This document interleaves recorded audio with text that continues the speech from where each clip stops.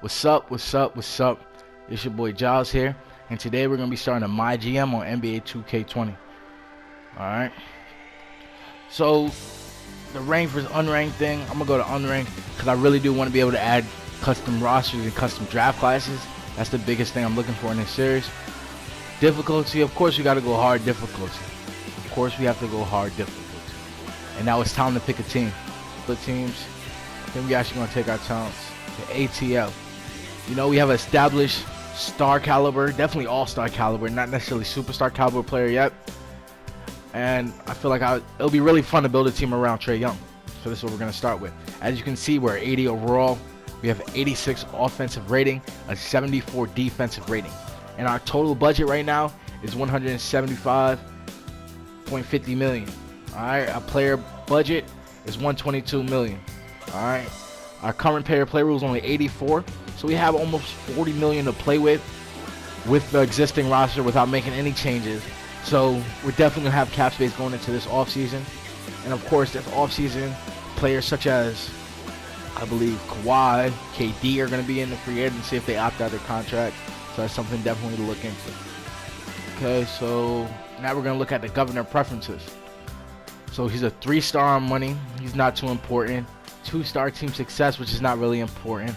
1-star team image, 3-star involvement, 3-star importance of franchise morale, and 3-star level of patience. Now, with me seeing those stars, it seems like I'm pretty getting away with robbery, you know what I'm saying? It's not too much involvement, and he doesn't really care if we lose right away. So what I'm going to do, I'm going to hit random governor personality 3 times. Whatever governor personality I get, that's what we're going to stick with. Okay? Let's get it. 1, 2, 3. Okay, so our new governor personality. He's 5-star importance of money. And the more stars he has, is the more he cares about that thing.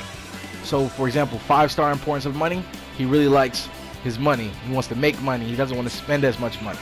5-star team success, he expects to see the team succeed almost immediately. Team image is how the team is perceived by media, etc. His level of involvement is 5 stars, so we can expect a lot of goals from him. Franchise morale is 2 stars, so he's not really worrying about team chemistry or my relationship with the staff members. And then level of patience is 2 stars as well.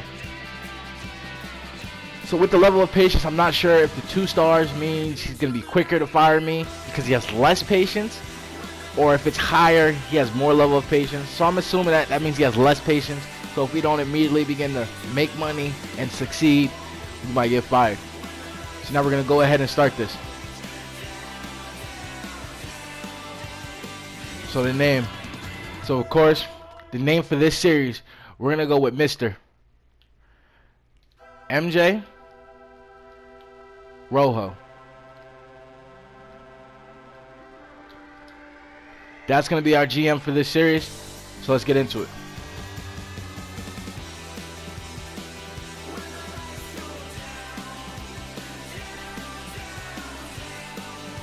Starting up here at the governor's house, having a little conversation. He wants to see, first and foremost, welcome to the team. Good, thanking him for having me. So we start to get into it. He asks us, what is my main focus as a GM? Now, this is not my first time playing NBA 2K20 Mygm mode, so I know that going with the insight is actually going to give me a benefit. So we're going to go ahead and take insight right here. Continue our conversation. So now we're into it. 3 action points, 50 action points we gain each day. Before we start this series, I'm actually going to change one thing. First of all, I'm going to take this dialogue stuff off. That way, once I make an action, the action just happens. Also, played games are free. I'm going to make that free.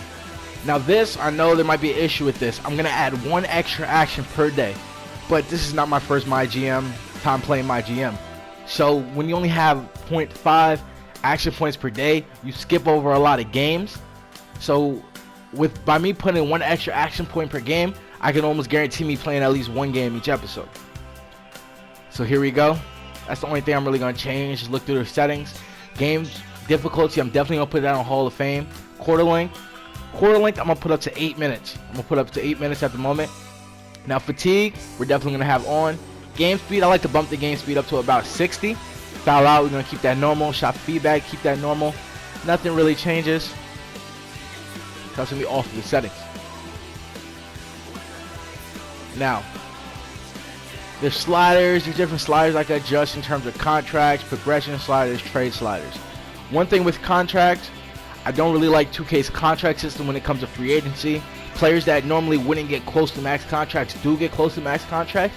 So that's something I'm not going to edit necessarily at this moment, but it's something I definitely want people, when we get to free agency, we're definitely going to look at that slider again. Hopefully I keep my job till free agency. And also the attributes progression slider, let's take a look at it. It's normal. I haven't made any edits to it. It's 2K base. Okay. Now the other setting we're going to take a look at is a progression slider. The progression rate is set to 25 and the regression rate is set to 75. That is because we're playing on a hard game mode. Now with us playing on a hard game mode, I feel like this progression rate doesn't really necessarily show how one would progress or regress in the real life NBA. I want this series to be as realistic as possible. Not necessarily in the trades, but more in the progression of the players. So I'm not going to necessarily bump this up to a 50, but I'm going to leave this at a 45, so there is a slower progression rate than normally in 2K. Actually, I'll put this at a 40. I've played around with this.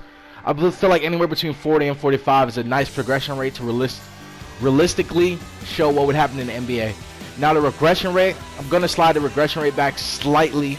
I'm going to go to about a 62, and really between that 60 and 65, because I necessarily don't want players being 99 overalls to the 42, but you don't want someone that's just ending their prime to immediately drop into overalls to like a 70, even though people are still productive post-prime. Now, training effects. This is another thing that affects the progression of a player. I believe that training effects is kind of overpowered, especially in normal my leagues. So I understand why they, on the hard difficulty, the training effect goes down to a 25. I'm actually going to bump that up to a smooth 40. Everything else I'm going to leave as it is. It's 50s across the board. So that's progression, attribute progression. This is the contract screen. We'll get to that later. Trade logic, we're going to keep on. Recently signed restriction, we're going to keep on. Recently traded restriction is one thing that I am going to turn off, just because we want to be able to flip players, keep this more interesting as the series progresses. The stipend rule, disabling teams to trade first round picks in consecutive years, is another thing I'm going to turn off, just to be able to trade first round picks for multiple years. I know not necessarily in the NBA you're able to do that, but I feel like that's something that'll make this series more interesting. If I could package a bunch of first round picks and some young players to get a superstar, similar to how the Clippers did it to acquire Paul George last year. Well, last offseason, to be frank. Computer trades offers, we're going to keep the same, even though most of the time the offers that the computer gives you are normally trash offers. And it also takes an action point for me to even view the offer. So I'm going to keep that on for the time being, but you're probably not going to see me accept any offers from the computer, because most likely they're going to be trash. Trade frequency, we're going to keep the same. Actually, I'm going to bump it up to 60. Just to keep things a little interesting and fresh. Trade approval, of course, is going to be all. Computer to computer trading, I'm going to leave on, because we want to see the computer trading with each other. Trade value, I'm not going to adjust anything there. So that's going to be it for these settings. And now, as you can see, because we're starting off at a level 1 GM, which you can see in the top right corner, we need 500 XP in order to go to the next level. So certain things are locked within my GM mode until you get a high level or a certain amount of trust in your coaching staff. So the next thing I want to do, I want to take a look at the team. So we go into the roster. We have Trade Finder unlocked. This is why I said Insight was the best one to choose first, because you immediately get that Trade Finder unlocked. And that Trade Finder, of course, is a big reason why you're able to make trades in NBA 2K20. So now what we're going to do here, we're going to take a look at our roster. Of course, we have our main man, 21-year-old point guard, Trae Young out of Oklahoma. You know, some people comparing with Steph coming out of college, which I guess is an accurate, comparison. But me, I don't necessarily see that. I don't see him having the impact as of right now as Steph Curry. He's also definitely a better playmaker than Steph Curry has ever been. So that's definitely something I could give him. I just didn't like the fact that he's someone that can shoot threes from deep off the dribble, that we immediately throw the Steph Curry title on him. Another young dude we got on this team is John Collins out of Wake Forest. He's a 22-year-old power forward. You can see he's definitely added the 3-ball game this year, which is an added stretchability. Normally he's known as a defensive player, you know, a high flyer, but the fact that he's able to shoot now on the perimeter makes him even more valuable of an asset. The third best player on our team is going to be Mr. Clint Capella. You know, they just got it from the Rockets trade. I'm a Rockets fan, I'm a Westbrook fan, so you know it's hard to see Clint Capella leave. But Clint Capella, we know what he does. He sets hard screens, he rolls to the basket, and he catches lobs. And he also gives us good rebounding on the offensive and defensive end. Now we have a vet in Jeff Teague. Jeff Teague is with his second stint in Atlanta now. And Jeff Teague is going to be a good mentor and backup point guard to Trae Young. Then we have Damian Jones, the 24-year-old center. I can see him as a role player consistent on this team. Then we have Kevin Huerter. A lot of people compare him to Klay Thompson, just like they said the Steph Curry reference. They make it seem like Atlanta's building their team the same way the Warriors did, with Steph Curry as a shooting point guard, Kevin Huerter compared to Klay Thompson as that catch and shoot threat. But I really like Kevin Huerter as a player. Now this is one of my favorite draft picks from previous draft. That's Mr. DeAndre Hunter. I really see him excelling as a 3-and-D defender in this league. You know, someone that could guard not necessarily the best player right now, but definitely the second best player on the team, and then consistently hit his threes on the other side. So he's definitely someone that's in my plans. We have Bruno Fernando, the 6'9", 21-year-old center, 75 overall. With Damian Jones and Clint Capella already on the roster, we're not necessarily set on him. Depending on how things go, he could end up becoming a big part of the team. He's only 21 years old, or we could use him to flip to get more players on this team. DeAndre Bembry, another good role player. Scal, the Kentucky product. You know, many people coming out of college thought he was going to be one of the best centers in the league, one of the best power forwards in the league. Didn't really pan out. He's more of an off the bench, good defense, able to stretch the floor a little bit type of player. Dwayne Dedman, the vet. You know what you're getting from Dwayne. You're getting boards, you're getting hustle, you're getting good defense, great screens. Then you got Cam Reddish. Coming out this year, Cam Reddish was honestly my favorite player coming out of Duke. I know that he had an underwhelming season at Duke, as well as an underwhelming season in the NBA this season, but I still think he has a high ceiling, and I still see him as a great offensive player on that side of the ball. What I need him to work on is his defense. With that 6'8", 208 frame, I feel like he could be a great defender, but my focus on this team might be for him to be more of a 6-man scoring option, with DeAndre Hunter already being on the roster.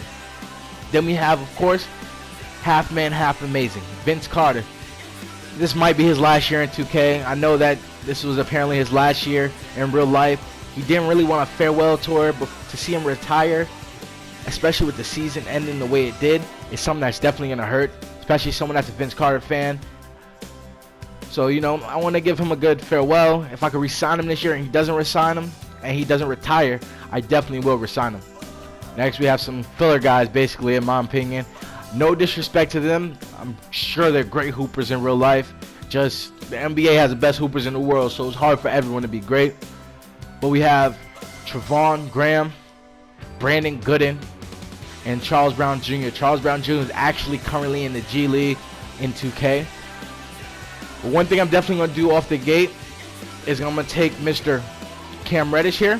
And if I have the option, I will be assigning him to our G League team. Of course, you know the G League, he's playing not as good competition as the NBA is. So he's able to progress. He's able to gain confidence in himself. And that's something I definitely want to see him do this year.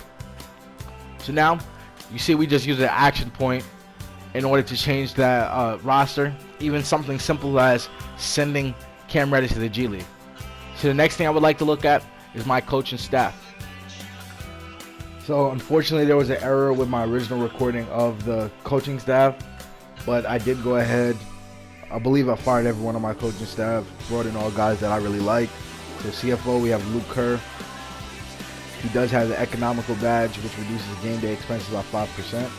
Assistant GM, you have Jordan Davis. He doesn't have any badges, but he does have A- trading and A+ potential, so I feel like that could definitely help us something over the next 2 years, be able to trade assets, flip assets, because I don't really think we're going to be signing anybody big name in the first couple years, so I definitely focus on someone with trading. Our head coach is just a good head coach, doesn't have any badges as well, but he has A offense, A defense, and A plus potential, so I signed him for 4 years. Hopefully he can help develop and lead the wins with this young roster. Now my assistant coach, I hired Mr. Dana Falk. He has A potential, B defense, C plus offense. He does have the former player as well as the teacher badges, so our players will gain signature skills, which I believe are their badges, more easily. And then also with the former players, he gets a lot of respect from current NBA players, so negative morale hits are reduced.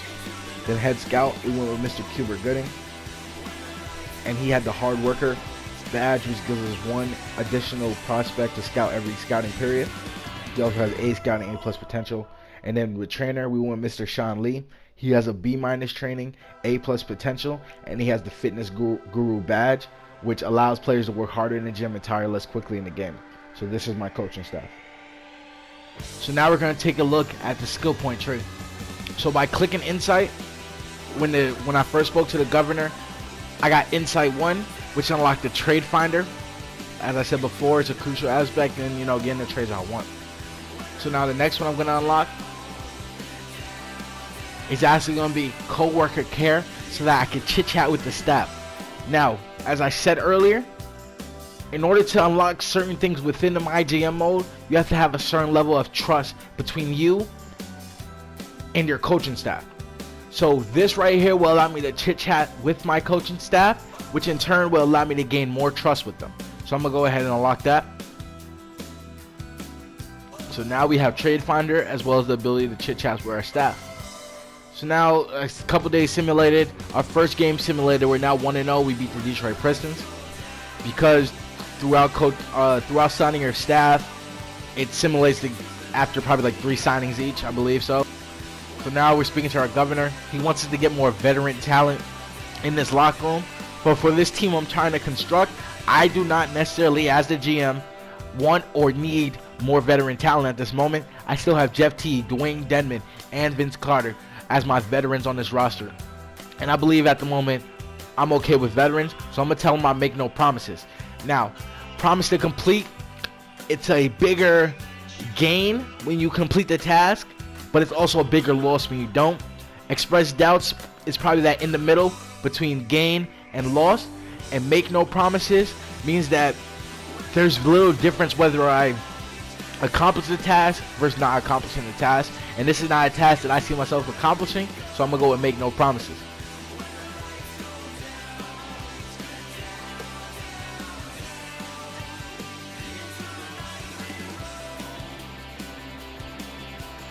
Now he's saying we need more wins and losses on our record, so I'm gonna promise to complete that. So now if it feels like our team isn't getting well, we need to improve our team chemistry. Now also I'm going to be making changes to this team because I want to build this team in the best image to be a future powerhouse and contender. So I'm also going to say I make no promises to the team chemistry at this moment, especially since the team chemistry just dropped because of me signing on the coaching staff. Now the governor's also asking me that Jeff Teague is just not pulling their weight and that we need to get rid of him. So now we're going to go ahead and actually I'm going to promise to complete this. I'm going to move Jeff Teague. The governor wants to see him gone shortly. I'm going to move Jeff Teague. I don't necessarily have in mind what I'm going to move him for, but I'm definitely going to look to move Jeff Teague. So now we just finished our conversations with the governor. Now we can see if we go to the My Task section of MyGM, we can see the different tasks that the governor wants. So now he says get the team to at least 3 veterans in the roster. We currently have 2. And our deadline is by the end of free agency. Do not lose more than 40 games. We currently have no losses on the season. We're 1-0, so we're good in that part, and that's by the end of the season. Now the scout has a task for us. We can go contact the scouts to gain that task. Another task is do not let our team chemistry drop below 52%. Our team chemistry is currently at 72%, and I said this is something that I make no promises on completing because throughout trading, our team chemistry is going to drop. And now, this is something that also goes against what the governor previously asked for with our team chemistry not dropping below 52%. Me trading Jeff T is going to cause our team chemistry to decline. That's why I told him I make no promises on that, but I will go ahead and get rid of Jeff T. We could go Bobby Portis to take a look at his contract. He he does have a team option for next year, a team option that I can let go. So I feel like in the request for us getting rid of Jeff Teague, this is probably the best to complete. And that's actually what I'm going to go for. It's only a 1-year deal with Bobby Portis. We're going to get rid of him. So you see we completed the task from the governor, get rid of Jeff Teague, and that gave us a plus 15 in trust. So that's something good to see. Now if we go back to our task, we have one less veteran on the team to complete the task of get at least 3 veterans, which is not a main task for us, but it is something we still want to complete. Then at center we have Clint Capella, Fernando, and Damian Jones. Fernando and Damian Jones is currently the same overall. I'm going to give Fernando the edge over him because he is 21. So Damian Jones is an asset that we can look to flip at this moment. Probably flip, if anything, to get a better backup point guard. We've been trying to make a trade for Damian Jones. Shai Gilgeous-Alexander is a player that I actually like in real life. He's a defensive two-way player, and I feel like he will complement a lot next to Trae Young in the backcourt. Unfortunately, I'm going to have to give up both my young backup centers in Bruno Fernando and Damian Jones, and also Kevin Huerter, our starting two-guard, our young starting two-guard at the moment, as well as our first-round pick, top 10 protected this year, and 2 second-round picks. But in return, we're getting Andre Roberson, a good defensive player, and I believe that this is a trade that will benefit our team a lot down the line. All right, so I set up my depth chart and my rotation of how I like it. So we're going to have Trae Young starting at point guard, playing 40 minutes a game. Shai Gilgeous-Alexander playing 35 minutes a game, starting at the 2-guard. DeAndre Hunter, John Collins, and Clint Capella all playing 30 minutes and starting. Then off the bench, we're going to have Bobby Portis. He's going to play about 23 minutes a game. Andre Roberson, he's going to play 20. Ty Jerome with 15. Scal with 12 minutes a game. And Mr. Vince Carter with 5. So we'll be running a 10-man rotation. And I made sure that I turned lineup performance factor down because the lineup I set, the minutes I set, I really wanted to see. I don't really care how they perform. I more would just want to see that lineup in action. Now, in terms of scoring options, of course, we're going to have the best player on our team, the best scorer on our team. Mr. Trae Young is that first scoring option.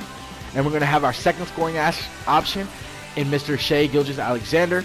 I believe that he could become a great two-way player. And that's when I get the chance, that's definitely what I'm going to develop him as. Our offensive focus is going to be play through star. At this point, our only really proven scorer is Trae Young. So I want the ball in his hands as possible. I want him taking the most shots as possible because he's the only proven scorer on the team. Our offensive tempo, we're going to shoot at will. We're taking shots. We're not scared to take shots. We're a young team. I'm giving everybody the green light. Rebounding, we're crashing the offensive glass. Defensive focus, teams are not going to outshoot us. They're going to have to score inside. While we're taking threes, they're taking twos, and they're going to have to outscore us by taking twos. On the defensive end, while we're forcing them to take inside shots, we're not just giving them up. We're playing physical defense. And then defensive rebounding with Clint Capella and John Collins, I feel like defense on the defensive end, we should get boards, and I immediately want outlet passes, and for us to run out in transition. So that's basically going to be our game plan for this upcoming season. So our first played game of the season, we're 3-0 currently. We're going up against the 2-1 Miami Heat in Miami, American Airlines Arena. So let's get to it. Going up against Jimmy Butler, the best player on their roster. You can see at 2-0, even though the record doesn't necessarily matter at this point in the season, we are currently 17th in the Eastern Conference. The starting lineups, you know our starting lineup. The Heat's going to be bringing out Goran Dragic, Andre Iguodala, Jimmy Butler, Jay Crowder, and Bam Adebayo. Bam's one of my favorite players in this game, and I feel like this is going to be a good matchup between him and Clint Capella. So we're going to get the game underway. Once again, I'm not able to make substitutions because I do not have that high of a level of coach trust yet, as well as I'm not able to call offensive or defensive sets. So we're just going to get into this. Start off the game with a good steal from Jason Collins. Wow, Jason Collins. Let me chill out. I mean John Collins. We have Trae Young with the ball in his hands. We're going to go with a nice little pick and roll with John Collins here. Come off the screen. Got the window. Shot goes up. And the first shot of the season for Trae Young, while me playing, is a brick. Now, Trae Young's not the best defensive point guard in the world. I'm sure everyone knows that. he could probably even be considered a liability on the defensive end. But on the offensive end is where he really shines. Like I said, our strategy is to get as many shots as possible for Trae Young. That pick and roll is going to be a big thing with us not being able to call plays at the moment. He misses the shot. Good rebound by Clint Capella, and he goes up with the jam. That's what I expect Clint Capella to do. I expect him to set hard screens, roll hard, and get boards. Good defense. Good defense, Shea. Good board by Clint. We're outrunning again. We're running. Layup by Trae Young. Told you we're here to push the ball. We're here to score as many points as possible. Every time my shot goes up, we're ready to run. Trae Young on the ball. I'm probably going to back up with him just because he doesn't have great perimeter defense, or defense in general. Goran Dragic. Coming off the screen by Jimmy Butler. That's a great pull-up. That's a great pull-up jumper right there. I didn't get to step up in with DeAndre Hunter in time because I was worried about letting Jimmy Butler come in wide open. Comes off the screen, Trae Young. Go pull up. That's cash.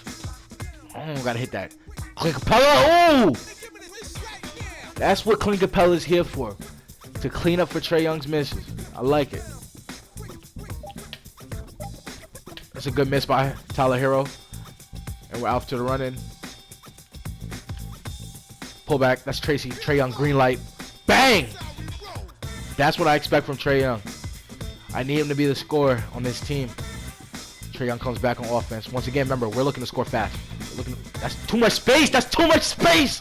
Guard him. Trae Young with another three. That's too much space. And now, just for the people, you know, they probably think I'm playing on Hall of Fame. All right? Playing on Hall of Fame. I just want that so nobody can say nothing. I'm playing on Hall of Fame. We're pushing. Trae Young up the gut. Trae Young up the gut. Pull back. Swing. We're going to get it back. Set the screen. John Collins. Come off the screen. Good kick out. That's a midi. That's money. Good offense right there. See, that's what I like about Trae Young. He's such a threat to score on offense that it allows for his playmaking to show up because the defense, that's a bad shot. Because the defense has to collapse on him. And we're up against Miami Heat. Scores 24-17.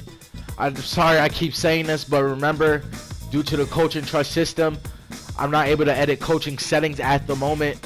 So I'm not able to put auto subs on, as well as I'm not able to sub. So green lights, Trae Young. Guard that man.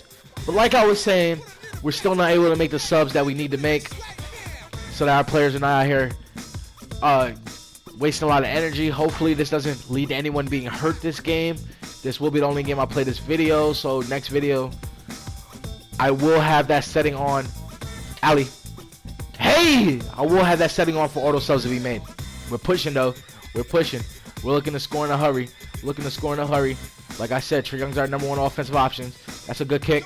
Trae Young to John Collins. That's something you're going to see a lot. That pick and pop, pick and roll between Trae Young and John Collins is going to be probably our most effective option on offense at the moment. Young being hot and having his X factor, we're going right back to him. Oh, I probably should have shot that. Comes off the screen. Pump fake. That's a good dime. Lay. Clint Capella. Oh, you got to hit that, Clint.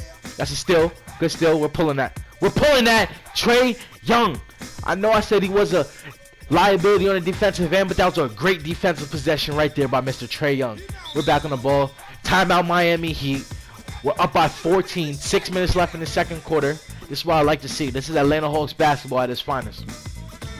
Jimmy Butler with the ball. DeAndre Hunter guarding him. DeAndre Hunter has kept him at bay for the most of this game. And he does there on that possession. Trae Young with the pullback. Good pass. Shea. Good pass, Trae Young. That's what I like to see. We're still up by 14. Remember, we're pushing the ball. We're pushing the ball in transition. Every chance we get, we're pushing the ball in transition. Screen by Clint Capella. Come off the screen hard. Force him to commit. Swing. Midi. John Collins. That is great ball movement right there by the Atlanta Hawks. We out. We're still pushing. We're pushing in transition. Good pullback. Trae Young. Screen. And one. Oh, that's just a lay. That's a good lay. That's a good lay by Trae Young. Trae Young currently has 20 points here in the second quarter. Normally, when I'm playing his scoring, probably wouldn't be like that because he's still by Shea. Let's go, Shea. Ali. Hey, Clint Capella. We're coming back down. Call for another screen and roll with Trae Young. That's too much space. If they give me that much space coming off the screen, I'm going to hit that. Shai Gill just misses at the buzzer. And now we'll be going into halftime. Up by 15 against the Miami Heat. Trae Young having a huge game. Like I said, Trae Young's our #1 offensive option. We're giving him the ball every time down. That's how we're playing Atlanta Hawks basketball. So I'll catch up with you guys when halftime's over. Kind of the overall build of this team. I'm looking to put a bunch of great defenders around Trae Young. Because we know Trae Young's good pass. That's a bang out. Should have did that the last play. Because of course Trae Young has his defensive deficiencies on that side of the ball, but makes up for it on offense. But just to, the overall team defense is going to be a bigger aspect. That's why I think SGA was a really good pickup instead of Kevin Herter. Just because I know he could become a great two-way player in 2K. But he has a baby. Good pass. Hey! Jimmy. Yeah, he's not hitting today. More pushing. Let's go, Shai. Blow by. Here we go. And one. When I get to unlock the player training development, I'm definitely going to develop SGA as a two-way player.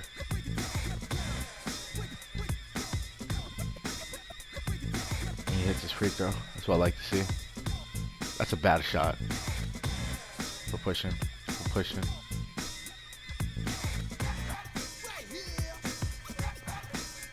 That's a Trae Young. Good shot, Trae.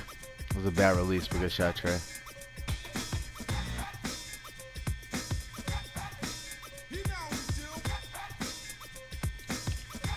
Oh, good D. Good team D. We're pushing. Oh, yeah. Blow by. Good lay.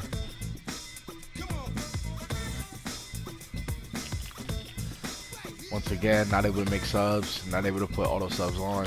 Because you have to unlock that with Coach Trust. I'm probably going to grind Coach Trust just in between episodes. Just so next episode, I'll be able to at least have auto subs on. Good pass. Lob. Good big to big lob right there. I have the player mentorship tab where you could choose another player. It doesn't have to be a vet, but basically that player gets a boost to getting those badges that the player mentoring them already has. So I'm definitely going to look for a defensive player for Shai. I'm not sure if I really need to give Trae Young a mentor at this point. That's something I have to look into. But for like Shai, I'm definitely looking for a defensive slashing player. Of course, they can't be too high caliber because it'll be hard to get them on our team. And also, he'll be taking minutes away. So that's something I also look at in between episodes. Hopefully, I do have the scouting tab. That scouting tab unlocked as well. I know that one takes a little bit more grinding because you have to have good shot. You have to have excellent trust between you and your scout trainer. We're pushing.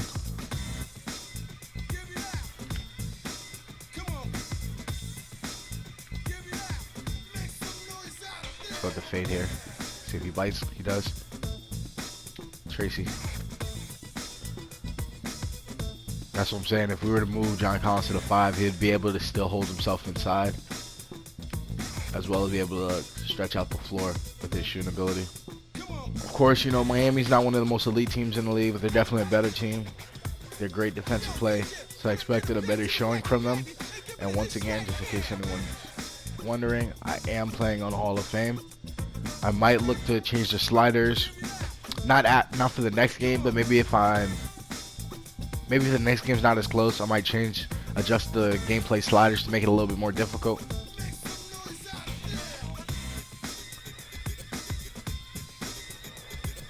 Because I don't want to be playing a game winning by 20 when I'm playing the CPU. I'd rather be, a more competitive game. So that's something not necessarily for next game, but if next game sort of feels the same way to me, it's something I'll look into. We're out.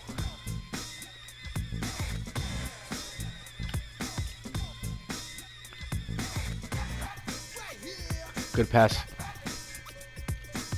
I need to get John Collins to finish like that every time. Sometimes he goes up with that soft layup. You can't have that.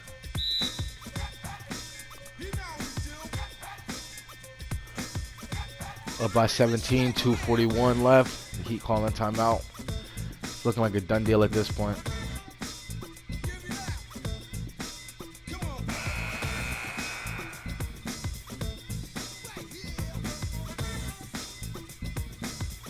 Player of the game, Trae Young. He's averaging 31.5 on the season. He has 29 today. Good pass. John Collins has 27 this game. His ability to stretch the floor and play inside, it's just way too valuable at this point. He's definitely a franchise cornerstone piece, in my opinion.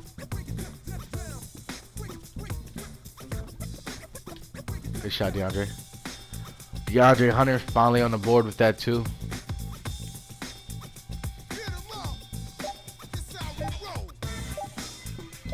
And that's going to look like a ball game. 19-point win against the Miami Heat team. That's definitely seen as an Eastern Conference playoff team. That's a big win right there. Player of the game was named Trae Young, but everyone definitely showed up and played today. Once again, I couldn't make any subs. Everyone was playing. All my starting five was playing the whole game because of the way you have to get coaching trust in order to edit anything. So we're going to take a look at the box score here. We're going to look at the Miami Heat side of things first. Their leading scorer was Goran Dragic. He had 16 points on 7 of 20 shooting, 1 for 6 from the three-point line. Jimmy Butler was second in scoring. As their superstar, I feel like we definitely kept him within wraps. He only had 15 points on 6 of 14 shooting. Bam Adebayo, one of their young up-and-coming players, went 6 for 6, 14 points, 12 rebounds. He definitely had himself a good game. He probably needs to get more touches in this offensive scheme. Then you just looked at the rest of the roster, no real notable numbers. But one thing I will like to point out is that they only hit 3 3-pointers as a team this game. I feel like something that we're definitely going to be good on the defensive end is limiting other teams' three-point attempts. Now take a look at the Atlanta Hawks. Of course, our star player led us in scoring with Trae Young. He had 31 points, 9 assists on 12 of 28 shooting. And he also went 7 for 20 from three-pointers. Like I said, I'm not worried about how many shots he's taking. We're running the offense through him. He's taking whatever shots he deems. We do want to cut down turnovers. 4 turnovers is not too good. But also he was playing the whole game, so that's something that has a factor on that. Then John Collins played good as well. 31 points, 11 rebounds, double-double, 12 for 19 from the field. But what I really like to see is the fact that he went 75%, 3 for 4 from the three-point line. His stretchability is something that's going to be very, very valuable and crucial throughout this series. Now, Clint Capella, like I said, he's a double-double machine, efficient double-double machine. 18 points, 15 rebounds, only missed 3 shots this game. Didn't miss any of his free throws. He had 6 offensive rebounds, so he's definitely giving us extra plays on that side of the ball. Then we have Shea. Just traded for Shea. He had 16 points, 4 rebounds, and 6 assists. I'm very okay with those numbers on great efficiency. But once again, the turnovers, but that's because you're a primary ball handler playing the whole game. So I'm sure that will get cut down, especially throughout sim and once I'm able to have auto subs on. Like I said, 5 for 7, great efficiency. Didn't miss a single free throw. Now, DeAndre Hunter did only take 3 shots with him this game, which makes sense. He's definitely probably the 5th option on the floor scoring-wise, just because Clint Capella gets anything inside. John Collins can play inside out. Of course, Trae Young's our number 1 option. And then Shea's going to be our second primary ball handler. So he is going to feel left out a lot of times on the offensive end. But what I'm really looking for him to be is a 3-and-D defensive specialist, be able to just catch and shoot the ball and lock up anybody else on the defensive end. Like I said, no one else didn't play due to the sub era. But that's pretty much going to be it. This is going to conclude the first episode of NBA 2K20 Mygm Atl Hawks.